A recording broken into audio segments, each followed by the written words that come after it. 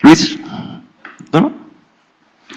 Hola, bienvenidos a la clase ejecutiva de la Universidad Católica, en particular al seminario Aprende a elegir inversiones rentables y exitosas que dictará el profesor Tomás Reyes. Mi nombre es Felipe Cepeda y yo soy el director comercial de la clase ejecutiva. Previo a la presentación de Tomás, me tomaré un par de minutitos para explicarle un par de cosas de qué es lo que hacemos en clase ejecutiva. También, junto con saludarlos a ustedes que están acá, saludo a las personas que nos ven por streaming. ¿Quiénes somos en clase ejecutiva? Somos un programa profesional de educación a distancia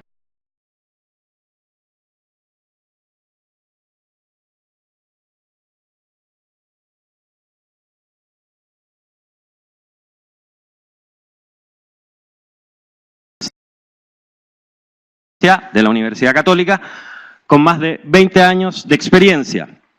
En sus inicios esto partió el año 1998, en una alianza entre la universidad y el diario El Mercurio, donde se publicaban las clases en el diario y los alumnos contestaban en forma telefónica.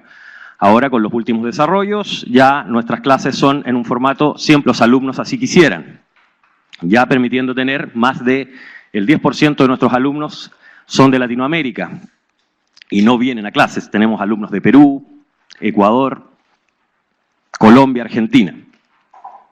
¿Cuáles son los pilares de la clase ejecutiva? En primera instancia, calidad institucional y excelencia académica, una moderna e innovadora plataforma, acompañamiento constante a los alumnos, metodología y contenidos actualizados y flexibilidad de cobertura.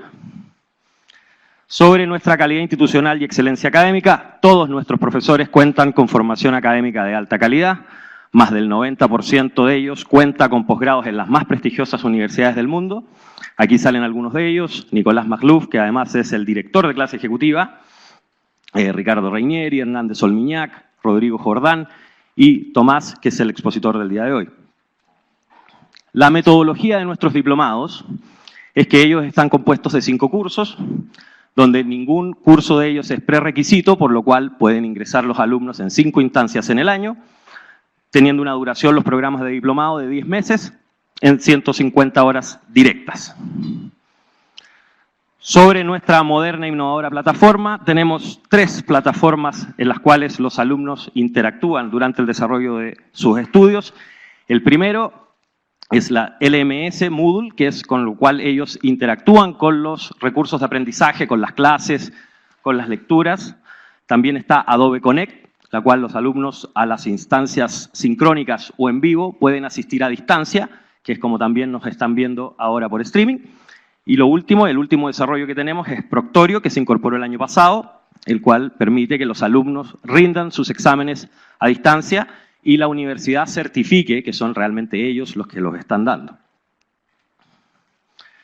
Sobre flexibilidad de cobertura, bueno, todos estos desarrollos permiten que los alumnos que así quieran puedan rendir o estudiar nuestros diplomados en un formato 100% online, pudiendo estudiar cuando quieran y donde quieran.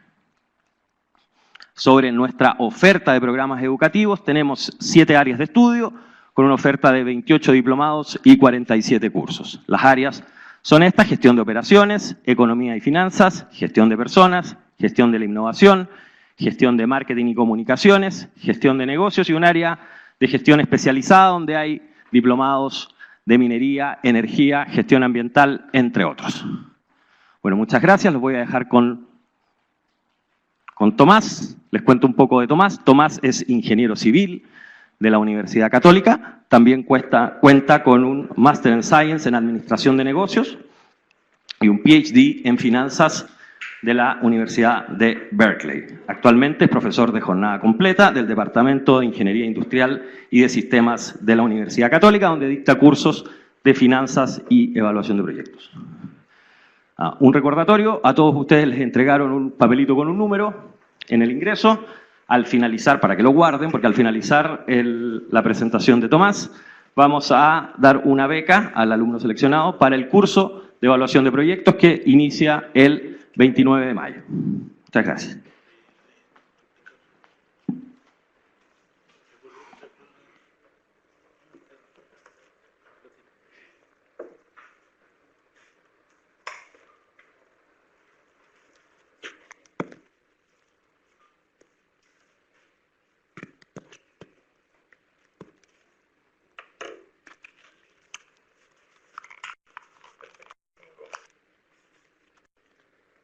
Aló. Ok. Por alguna razón esto está pasando a la primera slide, pero este es nuestro título. Hoy día vamos a hablar de evaluación de proyectos. Mi nombre es Tomás Reyes, ya me presentaron. Yo soy el profesor de este curso. Soy profesor de la Universidad Católica, de la Escuela de Ingeniería, y hago varios cursos acá en clase ejecutiva. Este es uno de ellos. Y también hago evaluación de proyectos para los ingenieros civiles industriales de la Escuela de Ingeniería UC. ¿Ya? Vamos a dar algunas reglas, entre comillas, iniciales. Hay alguna gente que está viendo esto por streaming. Entonces necesito que por favor todos aquellos que quieran hacer algún comentario o alguna pregunta usen un micrófono. Vamos a dejar un micrófono al lado izquierdo de la sala y un micrófono al lado derecho y ustedes se lo pasan cuando necesiten, ¿ya? Los micrófonos en general vamos a tratar de mantenerlos apagados porque si no se les va la pila. Y si los quieren prender, apretan el botón que está al medio y se prende una lucecita verde, ¿ya? Y ahí el micrófono va a funcionar.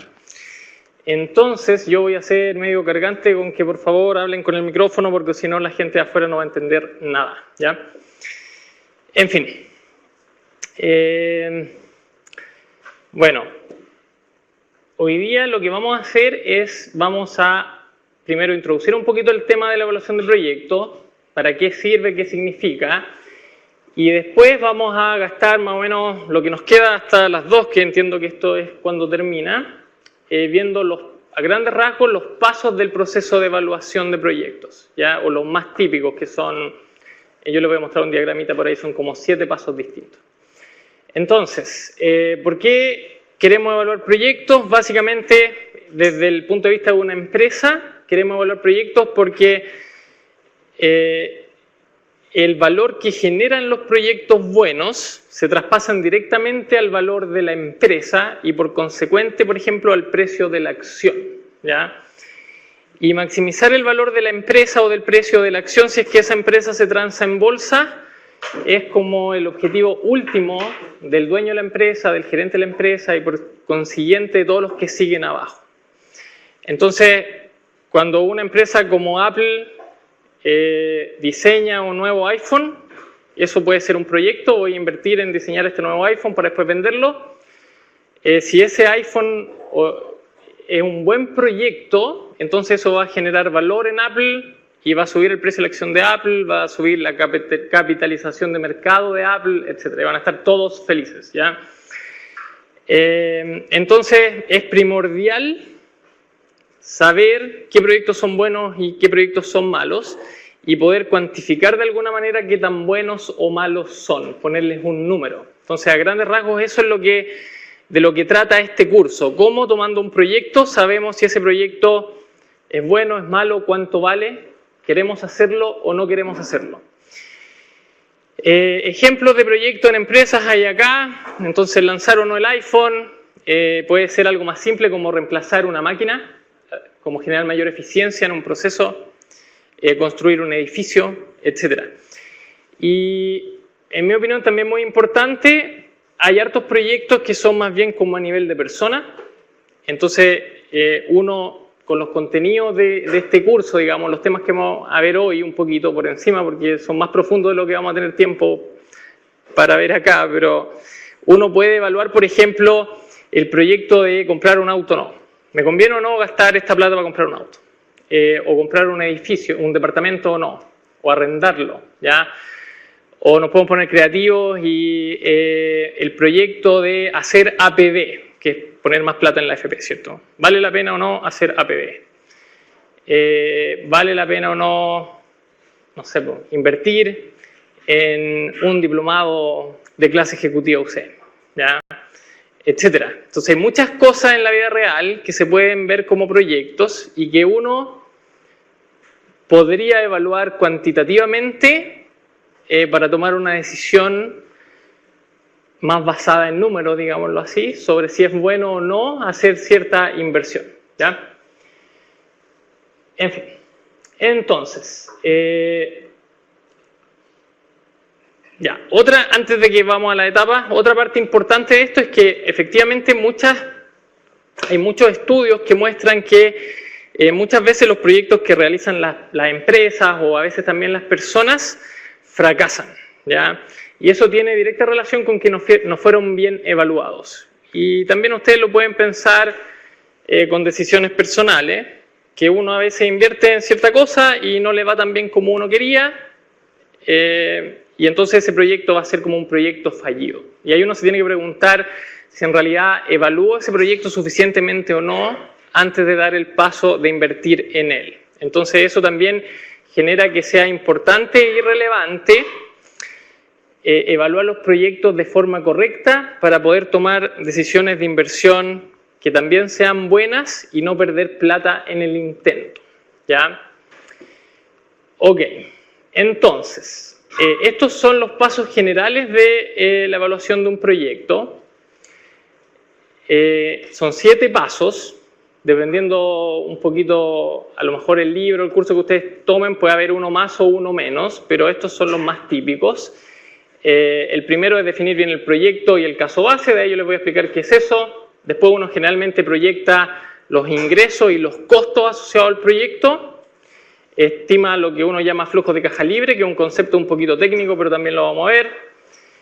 Con esas estimaciones futuras y una tasa de descuento, que es el paso 4, uno calcula ciertos indicadores como el VAN o la TIR, que son siglas financieras, que también algo vamos a ver, para calcular un valor, ¿ya? Y en base, por ejemplo, a si el VAN representa la riqueza que genera el proyecto. Entonces, si el VAN es positivo, uno decide si hacer el proyecto, y si es negativo, no hacer el proyecto. Pero como este proyecto en general tiene ciertos supuestos hacia adelante, porque si queremos o no comprar un departamento, por ejemplo, para arrendarlo, para poder evaluar ese proyecto, caso vale la pena o no poner la plata para comprar el departamento y después arrendarlo, tenemos que suponer ciertas cosas sobre el precio del arriendo en el futuro, por ejemplo. Entonces, nosotros no tenemos claridad sobre cuánto va a aumentar o no el arriendo en el futuro, sobre cuántos meses el departamento va a estar arrendado o no. Entonces, hay supuestos en la proyección de los ingresos y los costos y en la estimación de los flujos.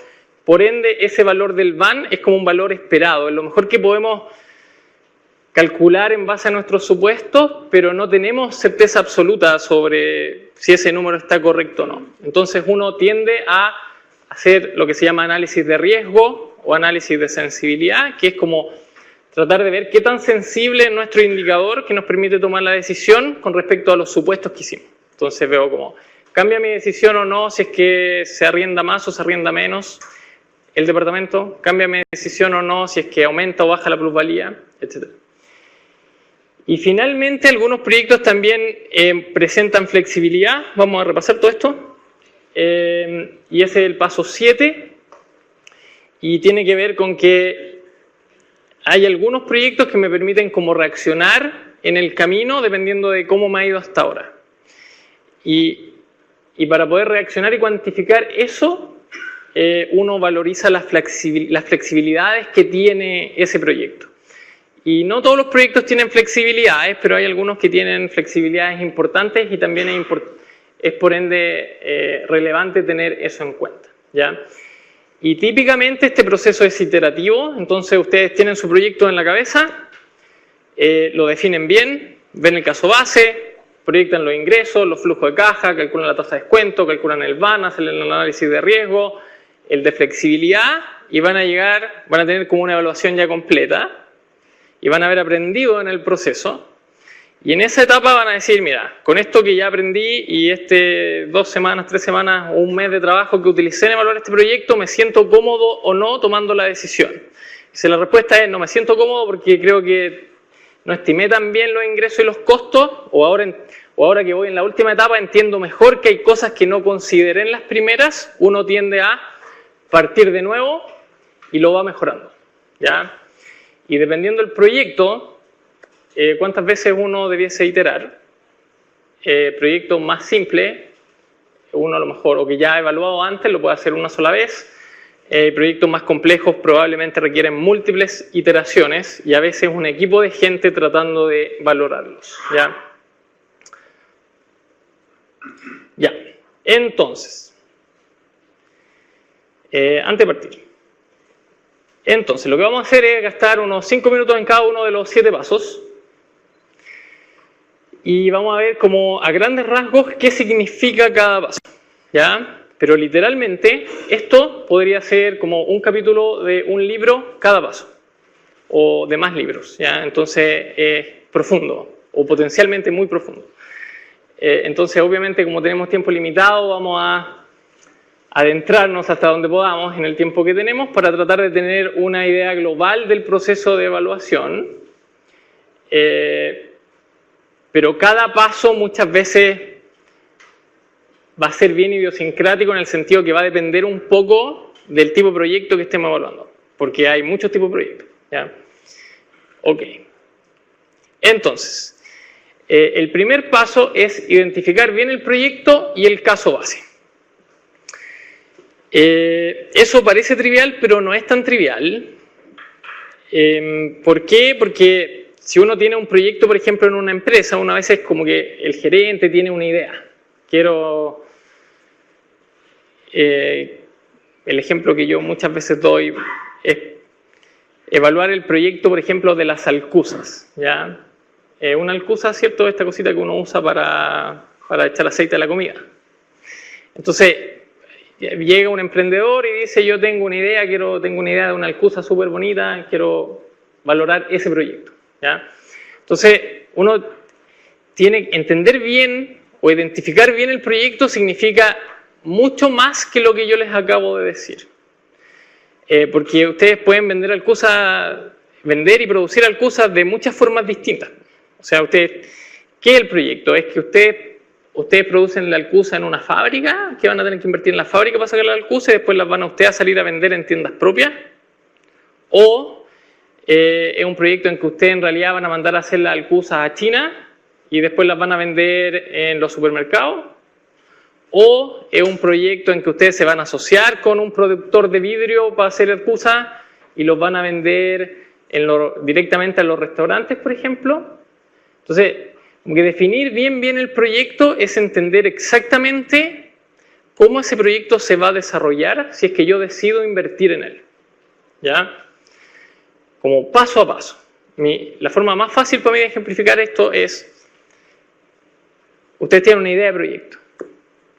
Para que ustedes hayan identificado bien el proyecto y entendido bien el proyecto, ustedes tienen que ser capaces de explicarme con detalle qué es lo que harían si es que yo les paso la plata para invertir.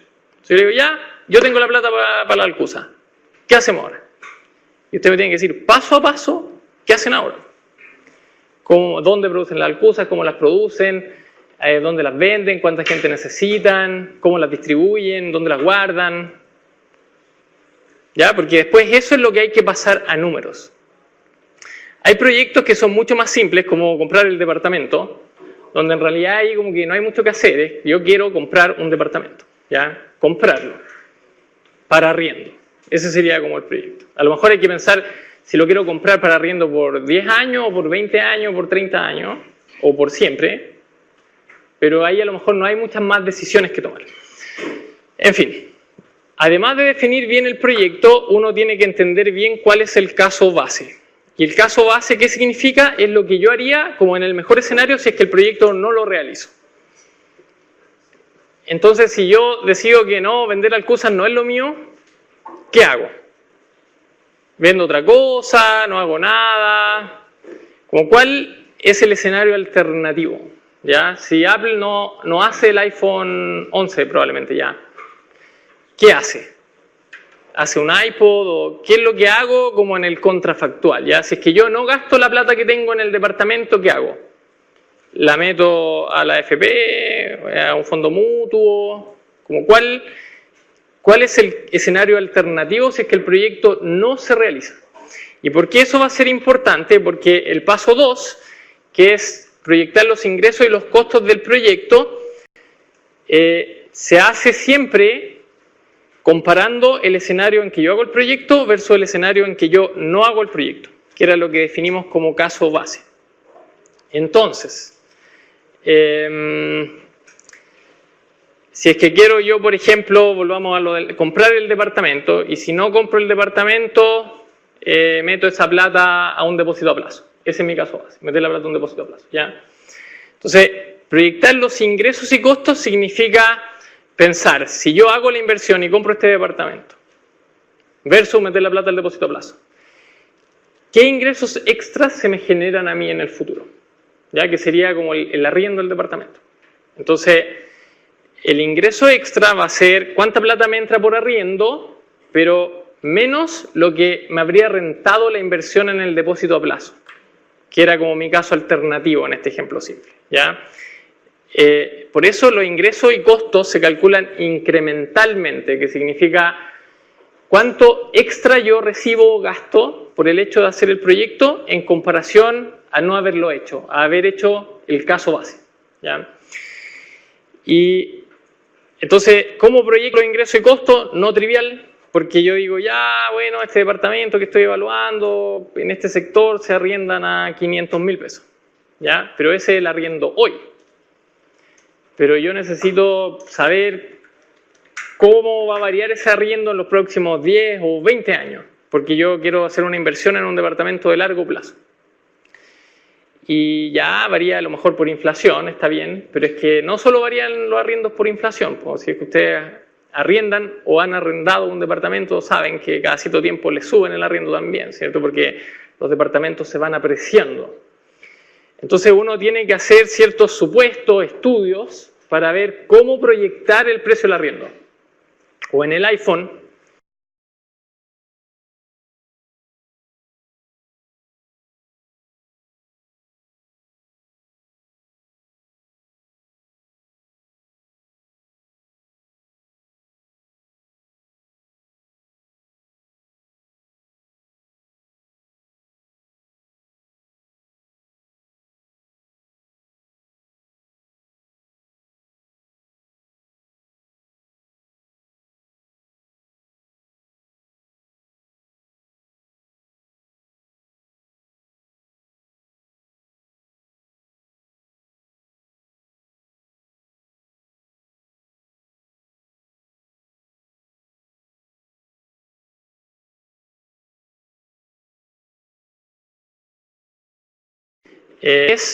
uno toma los ingresos y los costos y hace ciertos ajustes y llega a los flujos de caja libre, ¿ya? Y los flujos de caja libre simbolizan cuánta plata entra o sale realmente del bolsillo o de la empresa debido al proyecto.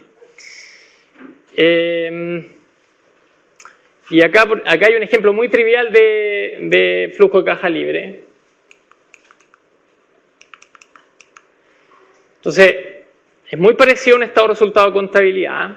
Voy a pasar muy rápido para que tengan una idea, nomás es como una receta. Entonces yo digo, proyecto mis ingresos, estos son millones. Entonces voy a ganar el año 1 40 millones, 60 millones, etc. Mis costos, que es cuánto me cuesta producir los iPhone, tantos millones, los paréntesis son negativos. Y después generalmente los contadores la resta de esos dos lo llaman margen bruto, y es como cuánto me queda si le resto los costos a los ingresos, ¿ya? Y el margen bruto, si yo hago otros descuentos de ítems contables como la depreciación, que tiene que ver como con el desgaste de la máquina que produce el iPhone, me da el EBIT, ¿ya? Y el EBIT es una sigla en inglés que significa utilidad antes de intereses e impuestos. Esto es un poquito de contabilidad, para que tengan una idea nomás, no nos enredemos con los números. Si al EBIT le descuento los impuestos, me da la utilidad de impuestos, que es como uno de los indicadores clave de cómo le ha ido a una empresa, ¿ya? Mi utilidad fue tanto. Y esa utilidad después le hago un par de ajustes más que no vamos a entrar en detalle y me da el flujo de caja libre, ¿ya? Y el flujo de caja libre es como la última línea de la planilla de cálculo de la evaluación del proyecto. Y simboliza el neto en cada periodo, las columnas son periodos, de la plata que entra o que sale. Entonces, en este proyecto, a grandes rasgos, hoy tengo que gastar 70 millones y me permite eso recibir mañana, bajo cierto supuesto, 21,3 millones o en un año más. En 2 años más me permite 38,82 millones, en 3 años más tantos millones, tantos millones, tantos millones y tantos millones. Hasta algún periodo donde el proyecto se acaba, ¿ya? Entonces, esto es mi ingreso y salida de dinero asociada al proyecto. Entonces, sería como cuánto gasto yo en comprar el departamento y después cuánto flujo incremental me genera por concepto de arriendo. Y eso va subiendo porque va subiendo la plusvalía y la inflación, por ejemplo, ¿ya? Y el departamento, en este ejemplo, dura 6 años y después explota. Porque acá no hay, si lo vendo debería haber un número más grande acá de que yo lo vendí, ¿ya? Entonces acá el departamento explota, si es que esto fuese un departamento. Y entonces estos números son súper relevantes porque me hablan de cuánto entra o cuánto sale en términos como de riqueza de dinero debido al proyecto. Y estos son los números que uno después lleva a indicadores financieros en el paso 5. Este es el 3, ¿ya? Pero para poder llevar indicadores financieros hay una cosa que es súper importante que se llama tasa de descuento y es el paso 4. Y la tasa de descuento lo que permite hacer es, permite mover plata de un periodo a otro. ¿Por qué? Porque 70 millones hoy no es exactamente lo mismo que 70 millones en un año más. Hay un teléfono, no sé dónde. Están todos distraídos, señores, en streaming. Esperen. Ya. Entonces, esto es cuánto me genera o gasto yo en el proyecto cada año por 6 años, más hoy. Entonces, eso en el neto, ¿cuánto es? No es llegar y sumar los números, ¿ya? Porque es plata en distintos periodos. Y ustedes, si yo les ofrezco 1 millón hoy versus 1 millón en un año más, ustedes casi todos van a decirme, dame el millón hoy. Porque yo puedo agarrar el millón, lo meto en el banco y en un año más tengo más de 1 millón. ¿Ya? Entonces, uno necesita como un factor de conversión para poder tomar todos estos flujos futuros y llevarlos a 0 y poder sumarlos. ¿Ya? Es como que estas son manzanas, peras, frutillas. Necesitamos algo que transforme todas las frutas en manzanas. ¿Ya? Y ese es generalmente lo que se llama tasa de descuento, que es el paso 4. Que es un paso complicado, hay libros enteros sobre el paso 4, y no voy a entrar en detalle en esto, pero el resumen bien resumido es que la tasa de descuento se puede calcular empíricamente para una empresa que transa en bolsa. Entonces, una empresa grande como Apple, hay un algoritmo de cálculo que permite sacar un número de tasa de descuento, que es ese factor que yo uso para transformar los flujos de periodos futuros a 0, ¿ya? Y si la empresa no transa en bolsa, hay ciertas aproximaciones que se pueden hacer. Muchos cursos de evaluación de proyectos no entran mucho en este detalle, porque la tasa de descuento depende de la empresa y es relativamente constante en el tiempo. Entonces, si ustedes quieren evaluar proyectos para su empresa, y su empresa algún día ya pagó una consultoría para calcular la tasa de descuento, ustedes no la tienen que calcular de nuevo. Pueden como llegar y usarla, entre comillas, ¿ya? Porque no varía tanto en el tiempo. Entonces, ese sería el paso 4. Teniendo el paso 4 y teniendo los flujos, que acá están como C, esta es una fórmula matemática, que yo les voy a explicar rápidamente, teniendo los flujos que calcularon, entonces estos eran los menos 70 millones de la inversión, y estos eran los, no recuerdo exacto, pero 28, algo millones el año 1, tanto millones el año 2, tanto millones el año 3. Lo que yo les decía, uno puede calcular un indicador que es súper importante y famoso que se llama VAN. A veces VAN significa valor actual neto, es como el valor hoy de todos esos flujos futuros. A veces uno lo llama VPN, de valor presente neto. Entonces uno toma esos flujos y para llevarlos a 0 los descuenta con este factor que es la tasa de descuento, que acá está simbolizado como R. Entonces para llevar un flujo en el año 1 a valor presente, uno lo divide por 1 más la tasa. Para llevar un flujo en el año 2 a valor presente, uno lo divide por 1 más la tasa al cuadrado, si está en el año 3 al cubo, y así. ¿Ya? Entonces, teniendo mis flujos proyectados y teniendo mi R, que es mi tasa de descuento, yo puedo calcular el VAN. Y el VAN simboliza, como sumando y restando, y considerando que el valor del dinero en el tiempo cambia, ¿Cuánto me genera esta inversión en este departamento? Si el VAN es positivo, es como en el neto, en plata de hoy, entonces hacer esto por muchos años me genera riqueza hoy. Y la regla básica es que si el VAN es positivo, uno decide hacer el proyecto, y si el VAN es negativo, uno decide mejor no hacerlo. ¿Ya? Ahora, lo que yo les decía es que el detalle de esto es que todos los números que entran en esta fórmula de cálculo del VAN, el VAN es súper importante, es como es la clave para la decisión. Entonces, el problema es que todos los números que entran en la fórmula del VAN, que cada uno de estos son los flujos, entonces vienen de una tablita como la que yo les mostré, y la tasa viene de una cosa rara que nos saltamos, ¿cierto? Que es la que depende de la empresa. Todos esos números los inventamos, porque son números futuros en realidad. Son estimaciones, y son las mejores estimaciones que creemos, o que pudimos hacer, pero no son números que yo realmente pueda ir y observar. A lo mejor este sí, porque este es cuánto me cobran por el departamento hoy, y ese a lo mejor lo puedo observar. Pero este tiene que ver con cuánto genero con el arriendo. Y no tengo claridad de eso en el año 1, porque puede que ese arriendo no, puede que el precio suba o baje, puede que haya un terremoto y tenga un problema. El año 2 tampoco sé, el año 3 tampoco sé, son estimaciones, ¿ya? Y entonces, yo necesito saber si esto me está dando 10 millones. Van 10 millones positivos, entonces 10 millones, este proyecto es bueno, porque si lo hago, me genera 10 millones en el neto. Pero yo necesito saber qué tan dependiente es ese número, esos 10 millones, de los supuestos que yo hice. Entonces a lo mejor yo supuse que el departamento se arrendaba 10 meses al año. Entonces yo quiero entender qué pasa si me va mal y lo arriendo 9 nomás. Este número de 10 millones, ¿a cuánto baja? ¿Baja a 9 millones y sigo ganando harta plata? ¿O baja a menos 20 millones y pierdo harta plata? ¿Ya? ¿Cómo varía este número si es que yo cambio un poquito la tasa de descuento? ¿Cómo varía este número si es que vendo más o menos iPhone? Si es que subo o baja el precio del iPhone, si es que cambia la inflación, ¿ya? Entonces, el entender cómo varía ese número en base a los supuestos del modelo. Bueno, aquí está el VAN del ejemplo anterior. Entonces teníamos los flujos que eran eso. Acá está el valor de deshacerme como de la inversión al final, que uno llama generalmente valor residual, entonces nos da unos flujos totales. Acá no autoexplotó el departamento, sino que lo puede vender muy caro al final, ¿ya?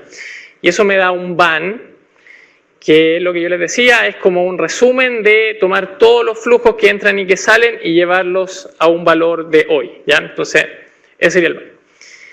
Y entender cómo ese VAN, ¿cómo estamos aquí? Vamos a saltar esto.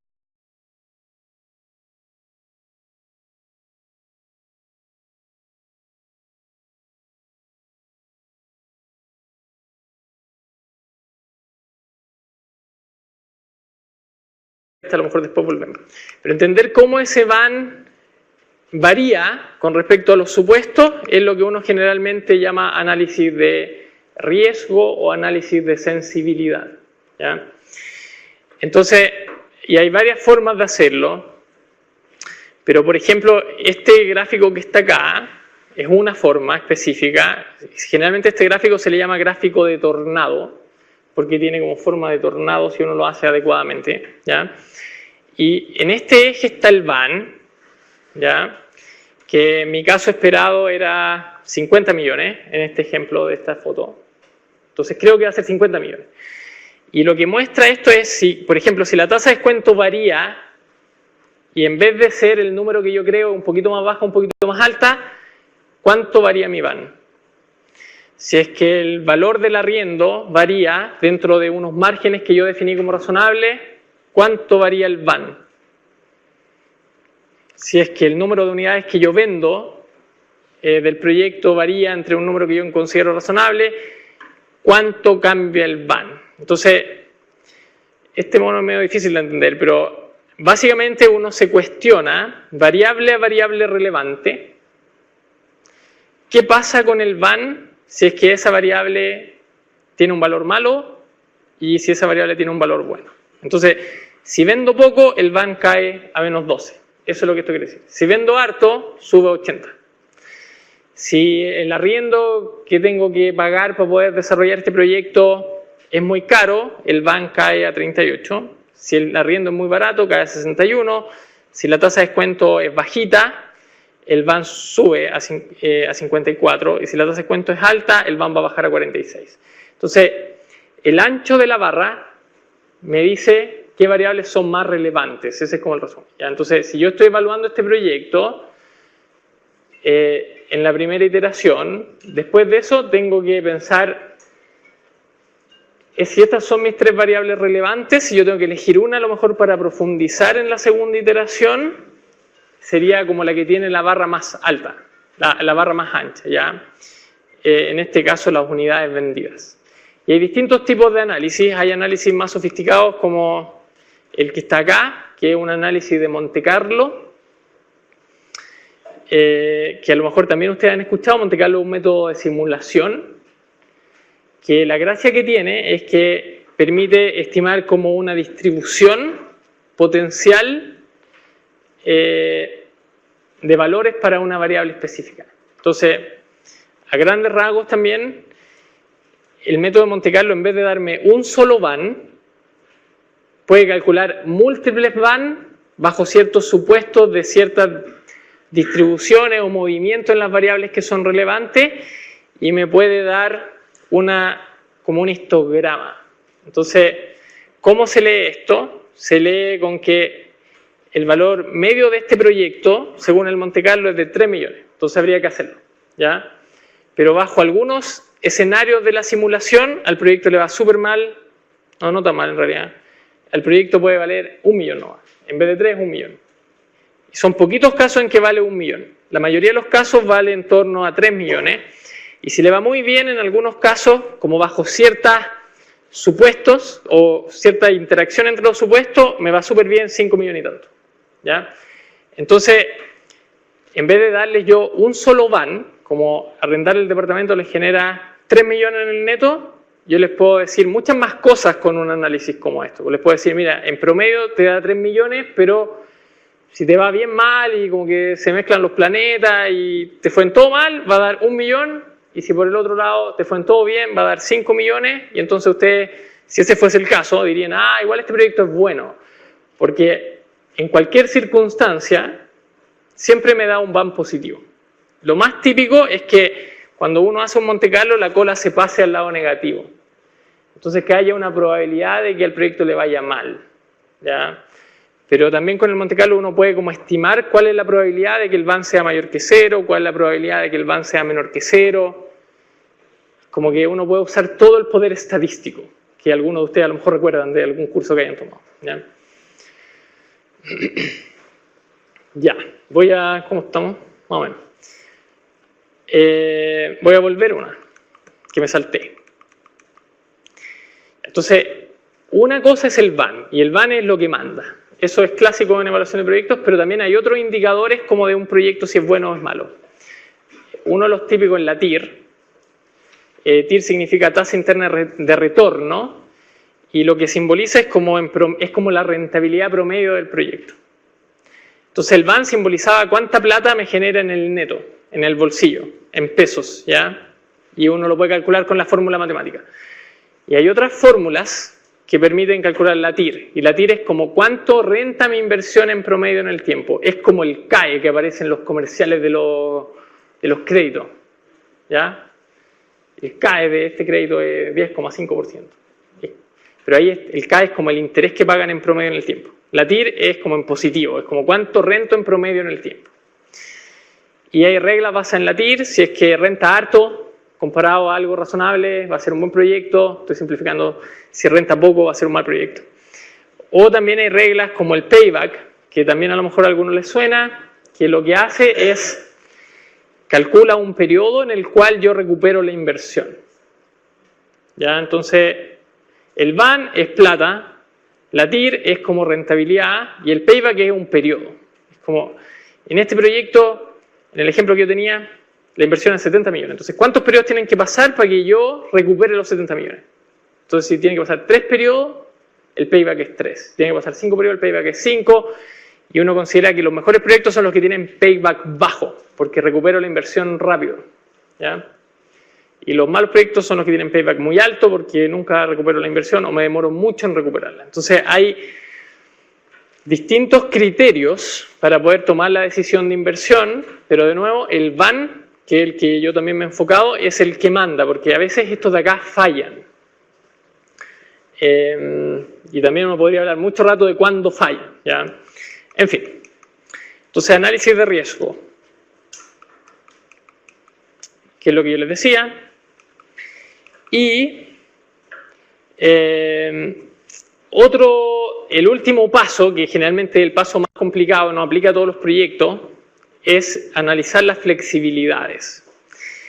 Entonces, pensemos en un restaurante, ¿ya? Entonces, yo quiero abrir mi propio restaurante. Entonces, mi inversión es cuánto me cuesta comprar una casa que voy a adaptar y cuánta plata tengo que meter para que me quede como restaurante. Y comprar las cocinas, qué sé yo, ¿ya? Y mi flujo de caja positivo futuro es como cuánto gano cada mes o cada año por la gente que va a ir y va a consumir en mi restaurante. Descontando los costos y todas las cositas que habían en la receta. Entonces, una evaluación clásica del restaurante es que yo abro el restaurante hoy y lo tengo por 10 años. Y después lo vendo o supongo que explota. Se acaba, ¿ya? Esa es una evaluación clásica de restaurante.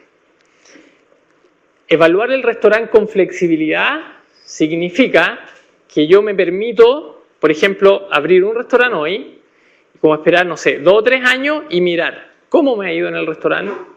Y si en el restaurante me ha ido mal, entonces lo cierro, pues ¿para qué va a seguir perdiendo plata? Pero si me ha ido muy bien, a lo mejor abro otro y tengo 2, ¿ya? Entonces, hay ciertos proyectos que permiten reaccionar en el camino, como sustancialmente. Eso es lo que uno llama flexibilidad. Y esas flexibilidades tienen valor. Es como el pasaje del avión. Si ustedes quieren un pasaje flexible, cuesta más caro que un pasaje no flexible, ¿cierto? Entonces, hay ciertas metodologías para poder cuantificar el valor de la flexibilidad en algunos proyectos. Porque no todos los proyectos tienen tanta flexibilidad. Las flexibilidades más típicas son estas, como hay ciertos proyectos que yo no estoy obligado a hacerlos hoy, entonces yo puedo optar entre parto hoy con este proyecto o mejor espero un año para ver cómo le va al nuevo gobierno antes de partir con el proyecto. O espero 2 años.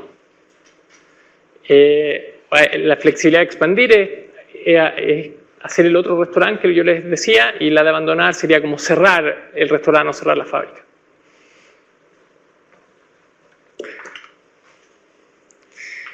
Y ahí también uno puede escribir libros sobre cómo evaluar la flexibilidad. Porque, por ejemplo, hay distintos tipos de métodos, pero los más sofisticados, o algunos de los más sofisticados, por ejemplo, es Black & Scholes, que a lo mejor también a algunos de ustedes les suena, si es que están metidos en finanzas, y es un modelo súper complicado de valoración de opciones financieras que se puede adaptar a evaluación de proyectos, por ejemplo, pero hay otros métodos que son más simples, ¿ya? Bueno, en fin. Entonces, uno hace su evaluación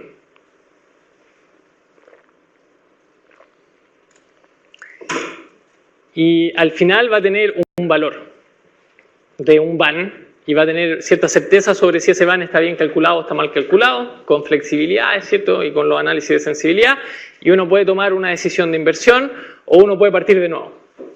Y puede decir, mira, ya que intenté hacer esto, aprendí harto igual, pero como que me doy cuenta que en realidad estimé mal los ingresos.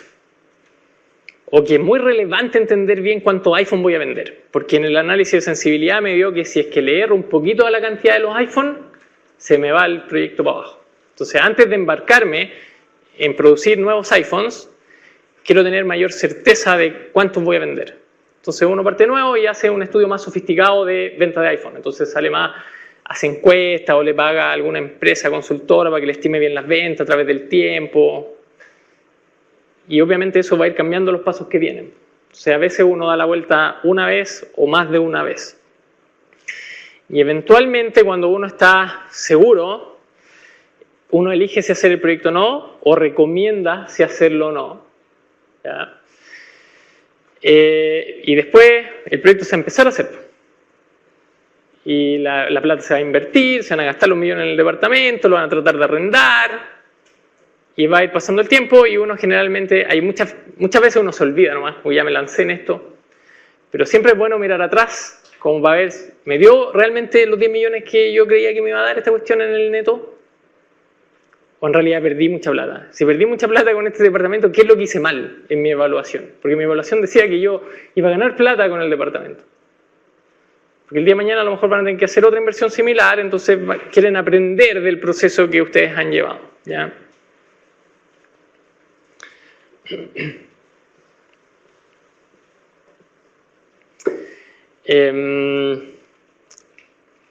Bueno, también es importante, si es un proyecto que no es de ustedes, o si es de ustedes también aplica un poco, pero tratar de ser objetivo en la evaluación, porque muchas veces, si uno tiene como una idea de un emprendimiento, uno tiende a ver todo color de rosas, ¿ya? Se vende mucho iPhone a precios muy caros, los costos son bajos, arriendo el departamento 14 meses al mes, al año, etcétera, ¿ya? Entonces, y muchas veces eso puede llevar a tomar decisiones erradas de inversión.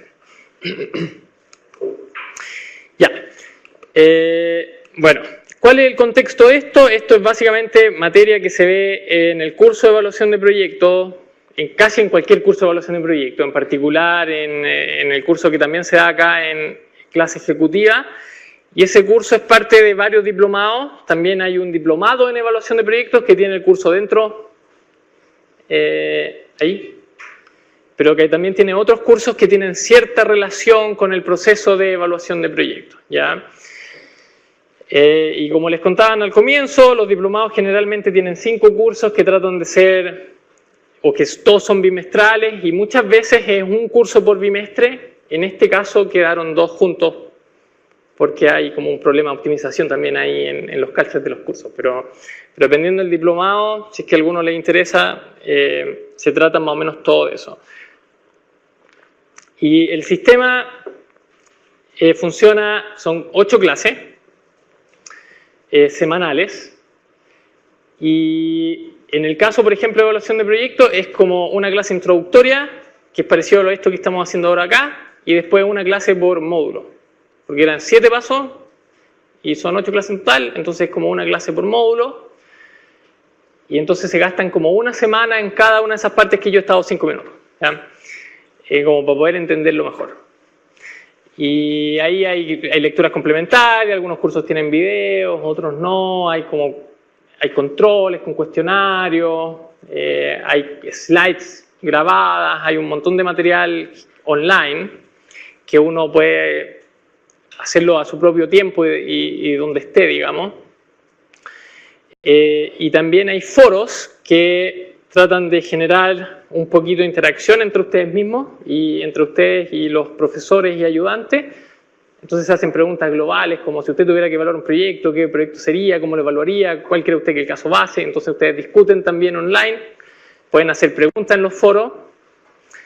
Entiendo que todas las preguntas se contestan dentro, o se tratan de contestar con muy alta frecuencia dentro de como 24 horas hábiles, ¿ya? Entonces es bien interactivo. Y en el medio hay una clase presencial que dura, son como 2 módulos de 1 hora y media más un break, entonces son en total 3 horas y media, 4 horas, que hace el profesor del curso. La clase de evaluación de proyecto la hago yo, y generalmente repasa un poco de los contenidos que se han hecho en la primera mitad del curso y adelantan un poco de lo que viene, y al final hay un examen y hay un trabajo grupal, y el trabajo grupal es evalúe un proyecto, ¿ya? En este caso como que calza perfecto, pero va a depender del curso. Y los cursos duran como 8 semanas, son bien aplicados, la evaluación del proyecto final es grupal, y hay distintas actividades como las que yo les he estado describiendo. La mayoría de las interacciones son en la plataforma web, que este es un pantallazo del año pasado que creo que actualizaron, no sé si esto aplica hoy, pero el contenido es similar. Entonces, cada clase tiene como un par de videos con slides y contenido hablado, algunas lecturas que escriben los profesores, donde se explican los temas, algunas lecturas como complementarias, a veces hay casos de estudio, a veces hay planilla Excel, qué sé yo, y generalmente también hay un foro donde ustedes tienen que interactuar y hay un control que mide caso aprendieron lo que estaba en esa clase o no. Entonces ese es como el formato semanal, y la clase presencial y el examen final con el proyecto que se va desarrollando a medida que avanza el curso. ¿Ya? Eso es lo que yo tenía para hoy. Estoy bien en el tiempo. Gracias también a ustedes porque no... en realidad, ahora si quieren tenemos algunos minutos para hacer preguntas, pero no intervinieron mucho. Y lo que yo les decía... La idea de hoy era como darle un poquito un barniz de las distintas partes del proceso de evaluación, que algunos de ustedes puede que esto ya se lo sepan porque trabajan en eso y tienen preguntas súper específicas, siempre pasa, o puede que no tengan idea, ¿ya? Y los que no tenían idea es más o menos, de esto se trata evaluar un proyecto, estos son más o menos los pasos en la evaluación del proyecto, ¿ya?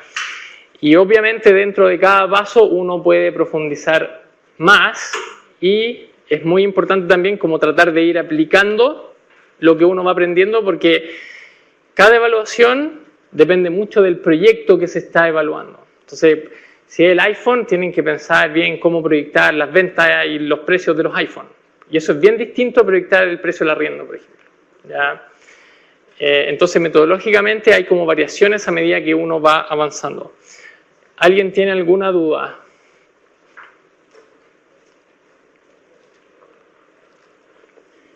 ¿Alguien? Allá hay una mano y acá hay otra. Hola, buenas tardes. ¿Estás aprendió? Sí. Sí, está aprendido.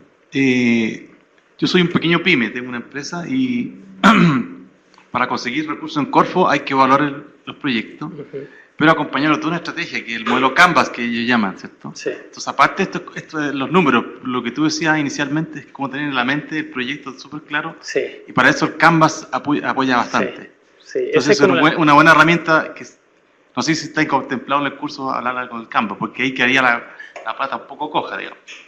Porque por un lado tenemos los números, me falta, para presentar a Corfo me va a faltar la otra pata. Sí, estoy de acuerdo. A ver, es que el Canvas en realidad sirve como para poder aterrizar bien un modelo de negocios, o la parte más estratégica de un proyecto, ¿cierto?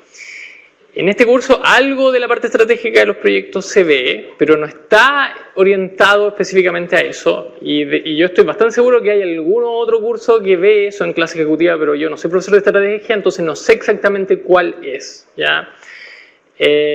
Pero efectivamente hay una tarea no trivial que es necesaria para poder evaluar cualquier proyecto y que tiene que ver como con entender el proyecto, entender el modelo de negocios del proyecto, que es lo que yo les decía, como qué voy a vender, cómo lo voy a vender, etc. Y eso se puede apoyar fuertemente con el Canvas, que es hasta donde yo entiendo lo que está de moda para eso, pero hay múltiples formas de hacerlo. ¿Sí? Ahí había otro, ¿no?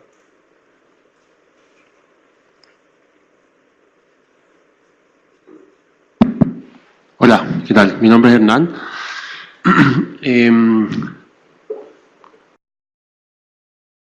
Bueno, la metodología que explicaste está como impecable en términos de lo que uno conoce de evaluación de proyectos. Ahora, en mi pregunta va como enfocada a lo siguiente. Hoy día está bastante como probablemente de moda todo lo que son las startups o los emprendimientos. Y esta metodología de evaluación de proyectos, que es una metodología que efectivamente lo que hace es definir supuestos de ingresos, costos, principalmente el supuesto más arriesgado es el supuesto de ingresos. Y el que probablemente también es un supuesto que es más optimista, por lo general. Entonces la pregunta es cómo o qué metodología, si que se ve en el curso, se puede combinar para con esta metodología que en el fondo lo que te hace es proyectar el largo plazo del proyecto, alguna metodología que te pueda hacer entender el corto plazo del proyecto, en el fondo cómo estás llegando a cumplir tu supuesto. Sí. A ver, efectivamente lo que yo les mostré es como la evaluación de proyectos tradicional. ¿ya? Y hay ciertos proyectos que son como mucho más inciertos o más riesgosos, muchas veces startups, por ejemplo. Y ahí hay que distinguir un poquito entre si queremos evaluar un proyecto en una startup o si queremos valorizar la startup, ¿ya? Porque una cosa es evaluación de proyecto y la otra cosa es valoración de empresa. Y son cosas parecidas, pero no son iguales, ¿ya? En fin. A ver, para evaluar proyectos que tengan características más inciertas o más riesgosas, eso tiene mucho que ver con el último paso en el que yo no entré en mucho detalle y que se llamaba flexibilidad. Y muchas veces la flexibilidad, que en el ejemplo mío era si es que yo hago o no hago el segundo restaurante o si es que lo cierro, se evalúa como con árboles de decisión que se van abriendo en el tiempo. Entonces, como que ya, yo hago, no sé, mi carrito de comida y la primera semana salgo, veo si me va bien o si me va mal. Y si me va bien, hago después tal o cual cosa en la segunda semana, y si me va mal, hago tal o cual cosa en la segunda semana. Y se va abriendo, ¿ya? Ese tipo de método tiende a funcionar mejor para adaptarse a la incerteza, y también uno lo puede como ir reevaluando en cada nodo. Entonces, a medida que va pasando el tiempo y que yo ya sé cómo se realizaron algunas de las, qué cosas pasaron, digamos, en la historia reciente que me fueron definiendo si me ha ido bien o mal en las últimas semanas, yo puedo como que ir actualizando el valor de continuar en una rama específica donde me voy ubicando, ¿ya? Entonces, eso por un lado. Por otro lado, hay harta gente también que utiliza métodos bien tradicionales como este para evaluar un proyecto de una startup muy riesgoso y después castiga los indicadores. Entonces, ¿qué quiero decir con eso? Que no basta con que el VAN me dé positivo. Necesito, por ejemplo, que el VAN sea 3 veces la inversión, ¿ya? Porque acá el VAN no era ni siquiera una vez la inversión, era positivo, ¿no? ¿Ya? Que es como el VAN es si genera o no riqueza. Pero si es que en realidad es muy riesgoso y yo estoy de verdad, no mintiendo, pero inventando bastante hacia el futuro, entonces yo le exijo más al VAN, o le exijo que los flujos positivos sean 2 veces los negativos. Entonces hay ciertas formas también de adaptar algunos de los indicadores para tener mayor certeza en términos de si embarcarme o no en esa startup. Como mínimo, además, la tasa de descuento va a aumentar sustancialmente. Entonces tú vas a valorar mucho más lo reciente que lo futuro, porque tienes menos confianza en tu estimación futura. Entonces, a lo que quiero ir, si bien es verdad, el enfoque es tradicional, hay adaptaciones razonablemente simples que construyen sobre él o sobre alguna de sus etapas y que permiten valorar proyectos así, pero eso está en constante desarrollo, y la valoración como de emprendimiento e innovación, que también está mucho más de boga en los últimos años que antes, es algo que todavía la academia no entiende totalmente bien, digamos, porque es difícil de después evaluar a posteriori caso el método funcionó o no funcionó, porque hay mucha incerteza. ¿Qué más hay? Incertidumbre. Sí, mucha incertidumbre. Incertidumbre y certeza para mí es lo mismo, pero puede variar. ¿Alguien más? Tenemos como para una más tal vez, porque ustedes... 2 más, ya. Hola, Sergio Pizarro. Hola. Cuando yo, por ejemplo, evalúo un proyecto dentro del flujo caja, defino ¿cómo se llama? Mi inversión inicial. A esa inversión inicial se le aplica, por ejemplo, una tasa de riesgo o una tasa de interés, por ejemplo, de tener la plata invertida en eso. Por ejemplo, yo puedo decir, meto 70 millones en una inversión, hay que tener los 70 millones. Sí. ¿Se le aplica una tasa de interés, por ejemplo, a eso? A ver, eso es lo que captura intuitivamente la tasa de descuento, que era el factor que yo uso para descontar, ¿ya? La tasa de descuento también se le llama costo de oportunidad de la inversión, porque tiene que ver con qué rentabilidad promedio yo habría obtenido al haber invertido la plata en otra cosa con un riesgo similar. Entonces, la respuesta simple es que no hay una línea específica que incluya eso, sino que eso está implícitamente incluido en el valor de la tasa de descuento. Porque las tasas de descuento son siempre más altas, de hecho, que una rentabilidad como libre de riesgo, que es lo que yo podría obtener en un depósito a plazo en el banco, porque tienen que estar ajustadas por riesgo. Entonces, el método sí considera lo que tú estás diciendo, pero de una forma como medio indirecta. ¿Allá?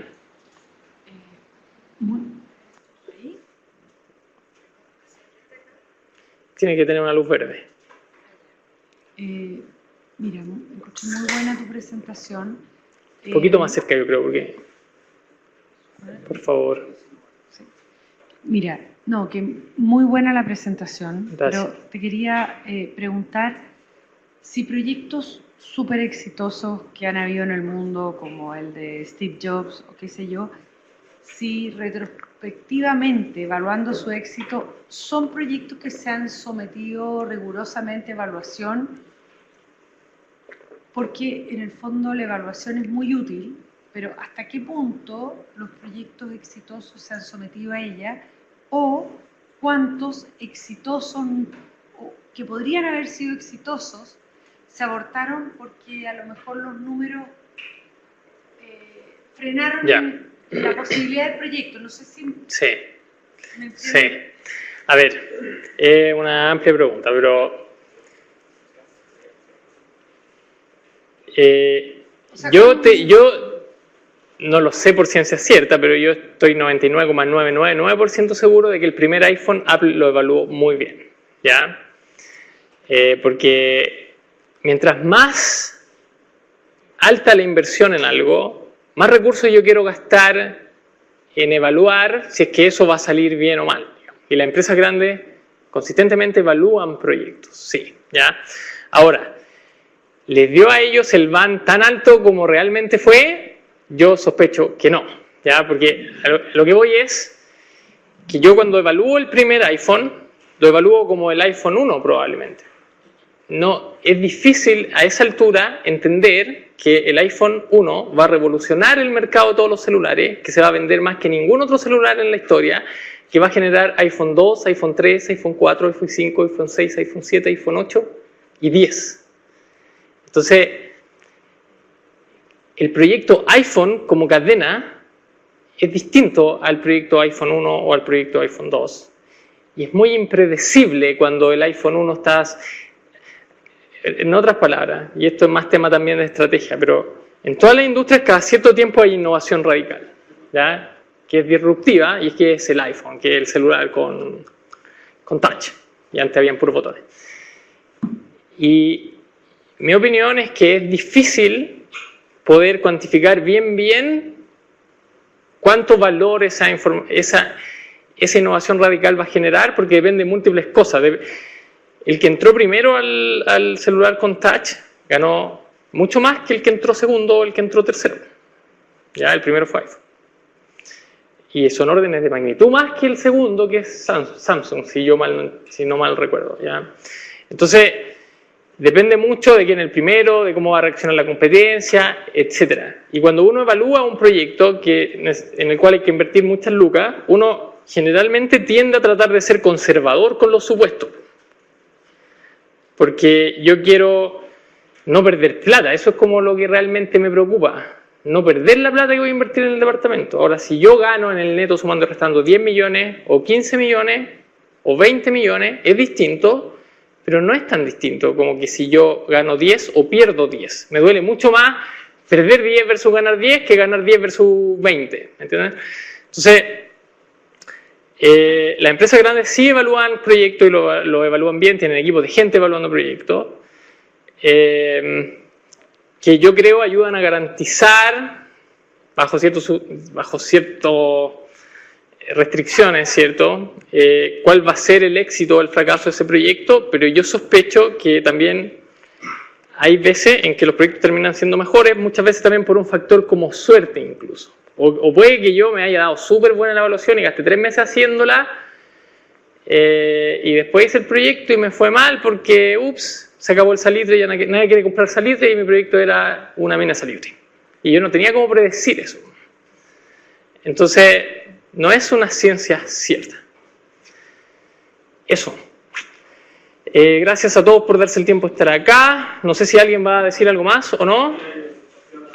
Hay un sorteo, ya. Pero yo me despido. Y gracias también a la gente que estaba en el streaming. Dale.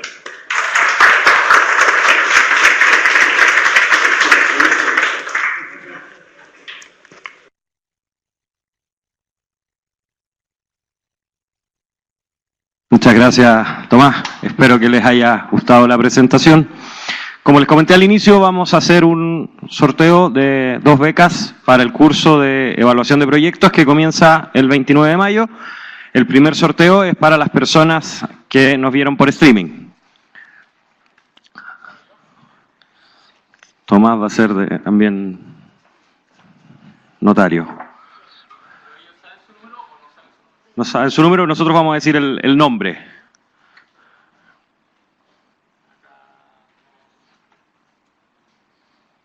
Número 12, Oscar Mamani. Le damos un aplauso a Oscar, que se ganó una beca para el curso.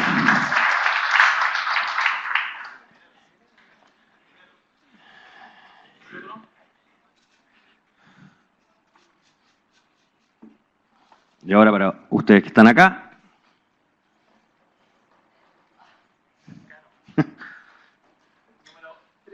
Número 13. Felicitaciones, adelante por favor.